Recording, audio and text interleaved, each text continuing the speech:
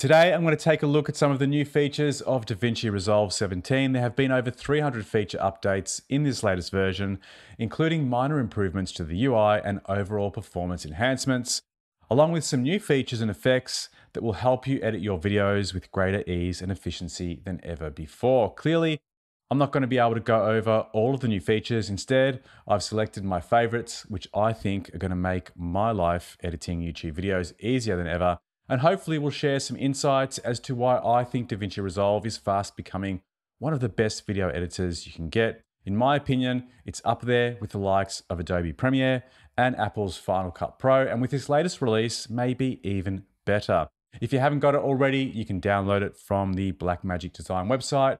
There's a free version which has most of the features that I'll be discussing today, or a paid version that unlocks some advanced features for high-end video editing. So if you've been looking for a viable alternative to Adobe's Premiere Pro, or if you've outgrown iMovie, you really should check out this software. The first major improvement in the latest version is changes to the user interface that makes it easier to navigate and select effects and titles. So now you can get a preview of a title style or effect before you even drag it onto the timeline. So in order to demonstrate that, I'll click on the Effects Library tab, and just below to the left-hand side, we can see both our titles, video and audio transitions, etc.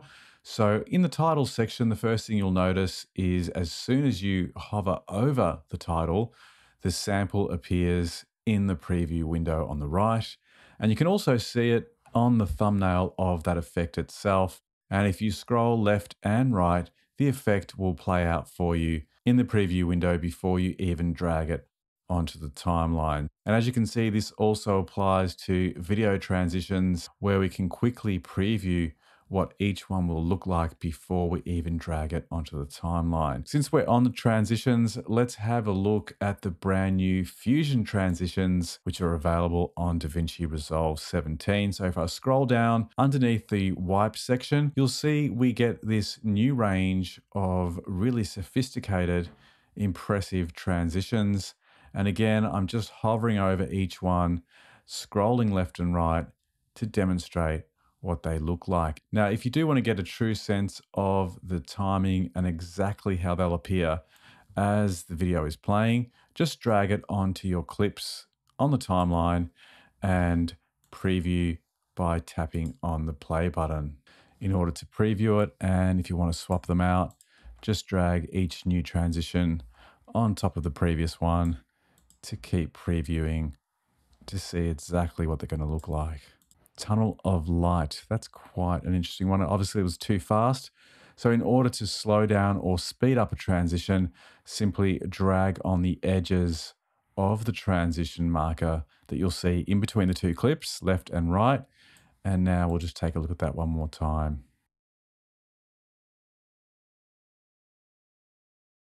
So after a little bit of time, the transition will render in the background, and now we can preview it and see exactly what it would look like when it's playing on the timeline.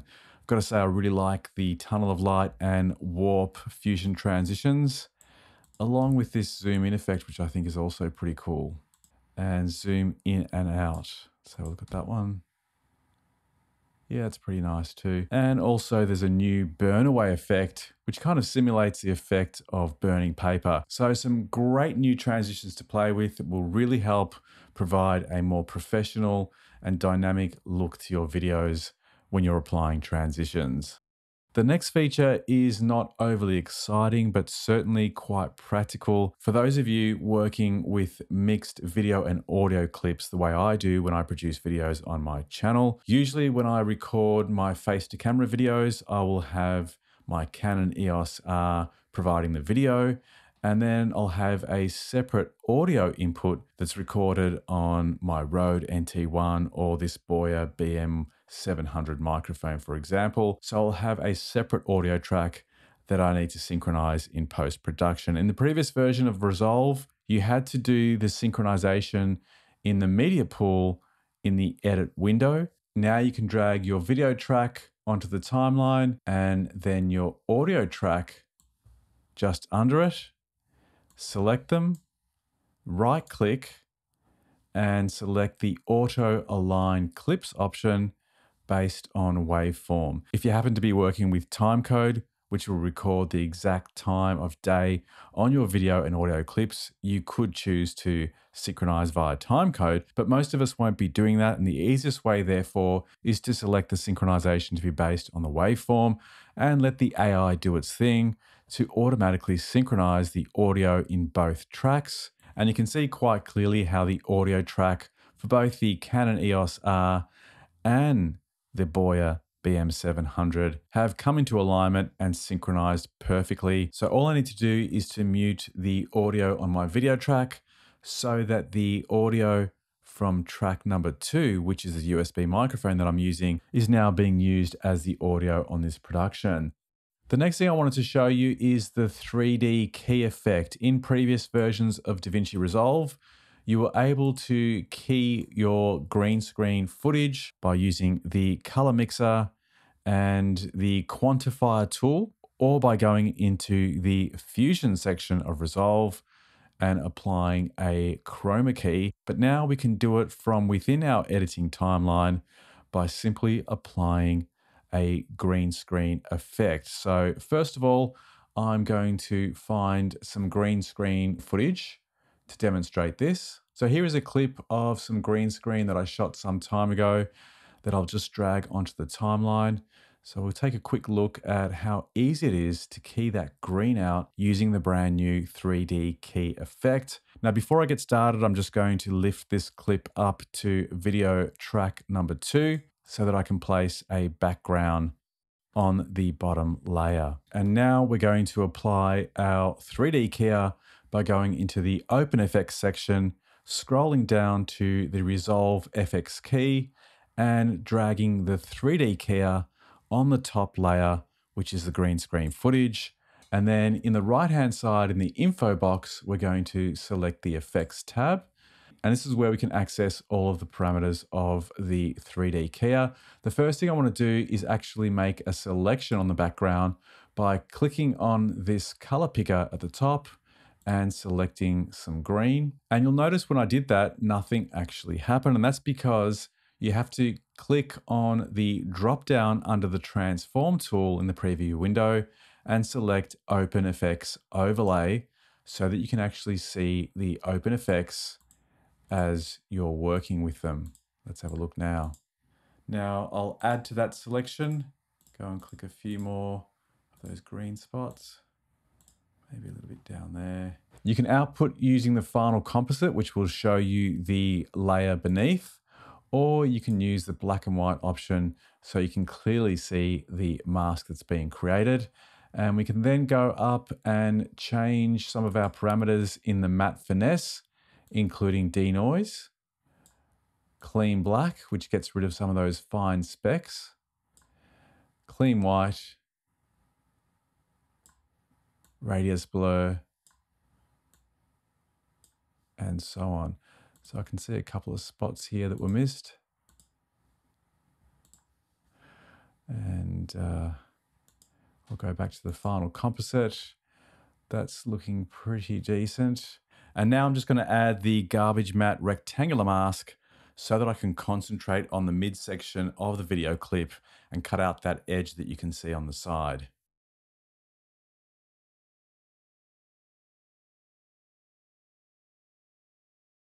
The next effect I want to show you is the new video collage, which allows you to create picture-in-picture effects.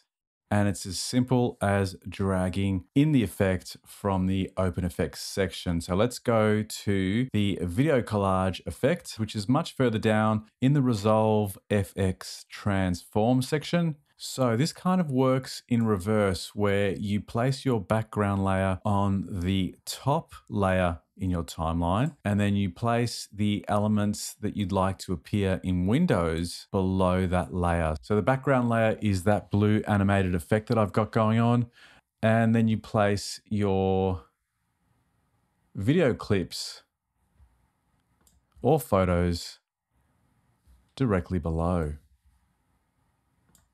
Now, before I decide on this layout grid, let's go and have a look at the effects tab on this top layer. And we can see under the video collage we get a number of different parameters that will affect the way our collage will appear. First of all, we have the number of columns that we can select. I've just gone from 2 to 3, and we can also change the number of rows. So I might stay with this 3 by 3 grid for this example, and we can also change the way they're lined up. You can stagger them vertically. You can change the rounding of the corners to complete squares to slightly rounded, and you can change the margins, top and bottom, horizontal offset,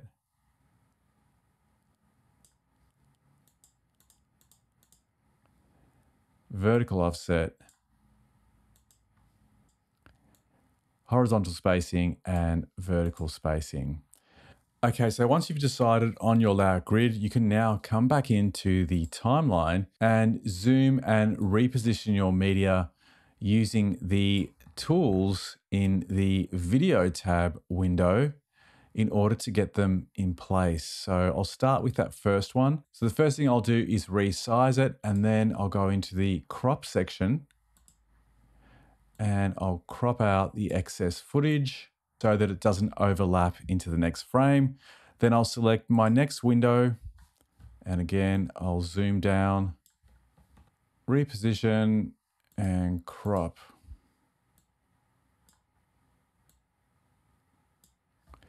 And the third piece of footage can go in the right-hand corner.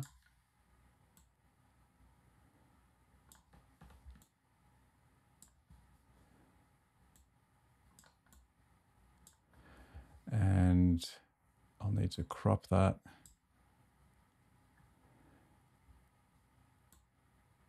And just to save time, I might leave this final one as footage that can stay across all 3 of those frames at the bottom. And we can now play the footage on the timeline to get a sense of what the video collage would look like. And the next thing I want to show you is in the standard effects section just under generators. And that is the ability to add some overlays onto your footage. For example, you can add a binocular effect, CCTV, colored border, digital glitch, the drone overlay, the DSLR overlay, which puts a battery readout, shutter speed, f-stop, time, and also ISO and a record option, night vision, video call, which is great for simulating a guest. So if you're putting together an edit of a podcast, and if you wanted to really give the impression that your viewer is calling in, you can just add this video call overlay effect and it will instantly give you the appearance of a video call. And there's also a video camera overlay effect. Another really cool feature is the ability to preview your audio in the Fusion tab. So for those of you that have used Fusion in the past, you're probably aware that you can't actually play back audio whilst you're previewing your results in the Fusion tab. So you had to go back from one tab to the other to see if your effects were in sync with your audio, for example. Now you'll see there's audio preview that plays along whilst you're editing in Fusion. The next thing I want to take a look at is the color page, which has been updated to include a HDR section. And this is great for those of you editing HDR video footage. There's some additional sliders allowing you to get very precise control over the dynamic range of your video or photos being used within the project. And there's also a brand new color warper tool, which is an amazing color editing tool that gives you precise control over editing the color range within specific parts of the image. So if we take a look at this example of a laneway scene that I shot here in Melbourne, you can see there's a lot of color in this image. And what if I wanted to change the hue and saturation selectively of certain parts of the image? So for example, I'm going to hover over the actual image itself to have a look at where this red color is most present. And it's pointing to this section in the top left-hand corner of the grid of this brand new color warper tool. And you'll see that I can change the saturation of that particular color within this image just by moving the point up and down. Now, if I move left and right, I can actually change the hue of that color. And it not only changes that particular section, but anything else within the image that has that color, that initial color of red, will be changed accordingly. So as I move it further to the left, it becomes more orange. And as I move it further to the right, it starts to adopt a pink kind of hue. So that's an incredible tool for getting precise control over the color within your video or photos on the timeline. The next thing I want to take a look at is the transform tool in the open effects section. In order to access this, click on the effects library, open effects, and then scroll down to the transform tool. I'm going to transform this typography so that it appears in 3D over the wall and then animate it. And I'm going to do it in this next scene as well. Now, this typography is actually an image which I made in Affinity, which is a photo editor, and I've dragged it in as a PNG. So we're using an image, not text here. So the first thing I'm going to do is to quickly add a drop shadow, and I'll click on the Effects tab on the right-hand side to adjust the parameters of the drop shadow. Now I'm going to drag the transform tool under the open effects section on that top layer. Now, before we go on to transform this layer, make sure you have selected open effects overlay in the drop down on the left-hand side of the preview window. Now we can go into the effects section, click on transform, and all our parameters for transforming that layer are now available. By default, you can transform using sliders, which allows you to change the X and Y position, zoom, rotation, etc. But we're going to go in and apply some really custom 3D transformations by using the drop down in the control mode section, and we're going to use the interactive pins option. When we do that, we can then click on the image. I'm going to create pins on the top left, top right, bottom left, and bottom right. And now I can move those pins in a 3D space. So now I have my typography over the face of that building facade. And if I was going to animate that, I could change the position, create some keyframes, and have that typography animate across the face of that building facade, which is quite an interesting effect. And you can see in this next scene, I can do the same thing. Go into the effects, transform, change from sliders to interactive pins, drop a pin on the top left, top right, bottom left, bottom right. And now we're going to distort in 3D space.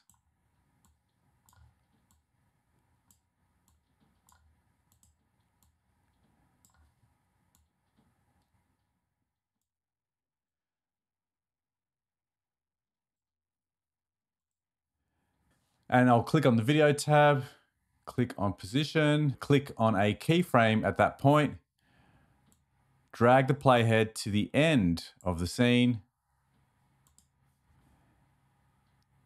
create another keyframe, and then move the typography along using the X position slider, and you'll see that has now created the animation for us. So you can apply this transform effect straight out of the Resolve FX transform section by dragging it onto any clip on your timeline. Keep in mind, it doesn't work with the typography in Davinci Resolve. So if you are wanting to do this using typography the way I've shown you today, you'll need to create your typography as a PNG image, which you can import into Resolve, and then apply the effect onto the PNG. And the final thing that I wanted to mention about the brand new version of Davinci Resolve is the new magic mask, but that's only available in the paid version, which I haven't upgraded to yet, so I can't actually show you myself. But for those of you that have already paid for the full version of Davinci Resolve, you'll be able to take advantage of this new feature, which really does put some amazing AI capability in action in order to create masks around things that are going on in your video scene. So you could very easily train it to understand that you're trying to mask out a specific type of image. You could select face, arm, leg, full body, or various objects that the AI has been trained to understand, and an automatic mask can be applied, which is going to save an incredible amount of time for those of you creating dynamic masks on your video footage. Thanks for watching. Hopefully you enjoy this overview of the new features of Davinci Resolve 17. If you did, feel free to hit me up with a like and consider subscribing to the channel so that you're notified of up and coming video releases. See you on the next one. Bye for now.